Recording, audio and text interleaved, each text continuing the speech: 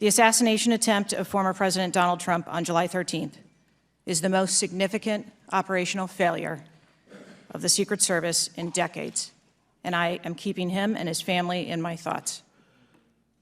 Please answer the question. You're the head of the Secret Service. You're speaking on behalf of 8,000 members who put their lives on the line. We just had a failure by your own admission. Do guns make your job easier or harder?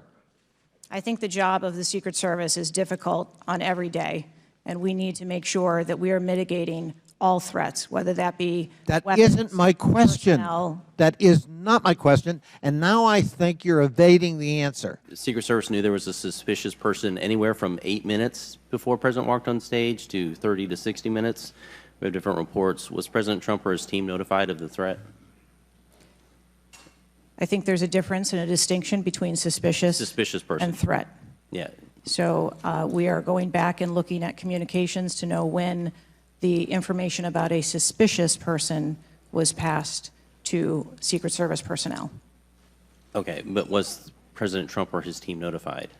Again, we are going back and looking to make sure that we have the exact information of when those notifications were made and who those notifications were made to.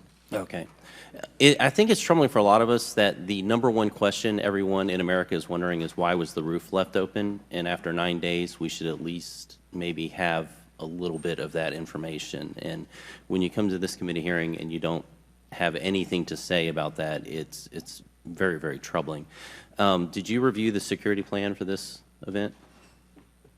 I personally do not review security plans for events that take place across the country. Any of them? We have a number of events that Who's take the place. top level official who reviews the security plans? There's a number of people that review security plans. Who's as they ultimately unfold. responsible for signing off on a security plan? It's a conjunction of personnel. There are people on the ground, there are supervisors on the detail, there are people at headquarters. So there's not one person who says, okay, this is good, it's copacetic, we're going for it? I think much in the way that we build our security plans, where they are multi-layered. No doubt there's teams working different aspects of it, but ultimately, isn't there an individual who signs off on the plan? Much like how we design our security plans, they're multi-layered, there are multiple layers. So there's of no people. accountability? There is accountability, sir. There's, this is whether it's the FBI or Fauci or anything, it's time after time after time, these multiple layers of accountability turn into layers of plausible deniability in agency after agency after agency. That's got to be fixed, because you keep coming here and expecting, yes, you're saying I'm responsible, but and you're accountable for it, but then there's nothing. The trouble I think we're having with right now, so far you gave a lame excuse for sloped roof. You said that local law enforcement's job was to cover up the building before backtracking on that. We were told that President Trump's team did not ask for security before you backtracked on that. You haven't provided the audio recording that this committee, the chairman, requested that it was due Thursday. You didn't give us an advanced copy of your opening statement, but yet there was reporting on it somewhere else. There seems to be more information from YouTube videos than you're able to provide for us, and it begs the question to anyone, you're in charge of the investigation of your own failure. So how is anybody in America supposed to be able to trust the results of that investigation as being anything transparent and genuine? That's the last question, but please feel free to answer the question, Director. Sir, I've been a Secret Service agent for nearly 30 years. I have led with integrity, and I follow our core values of duty, justice, honor, loyalty, and courage. And I am doing that in this case, and I assure this committee that I will provide answers when we have a full and complete report, in addition to cooperating with all of the other investigations that are ongoing.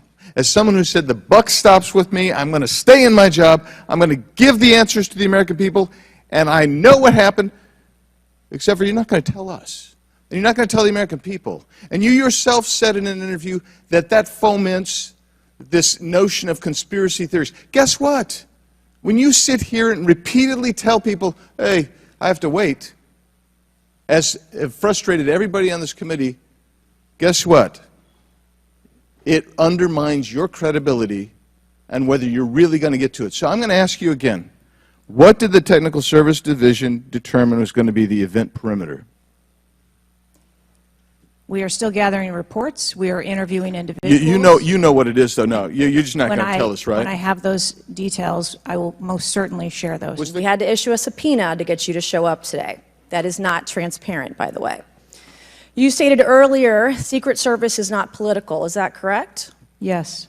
Okay. Would you say leaking your opening statement to Punchbowl News, Politico's Playbook, and Washington Post several hours before you sent it to this committee as being political? Yes or no?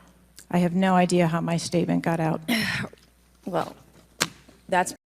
So, Mr. Chairman, I would like to ask unanimous consent to enter into the record articles by Punchbowl News, Political Playbook, Washington Post, all done at 5:24 a.m., 6:12 a.m., 6:34 a.m., a solid 3 to 4 hours before this committee got your statement. Without objection to ordered. Okay. Is the Secret Service fully cooperating with our committee? Yes. Okay, you say you're fully cooperating with this committee. On July 15th, this committee sent you a list of demands of information that we wanted. Has the Secret Service provided this committee a complete list of all law enforcement personnel that were there that day? Have you done that? Have you provided a list to the Oversight Committee? Yes or no? I will have to get back to you on that. That is a no. Have you provided all audio and video recordings in your possession to this committee, as we asked on July 15th? Yes or no?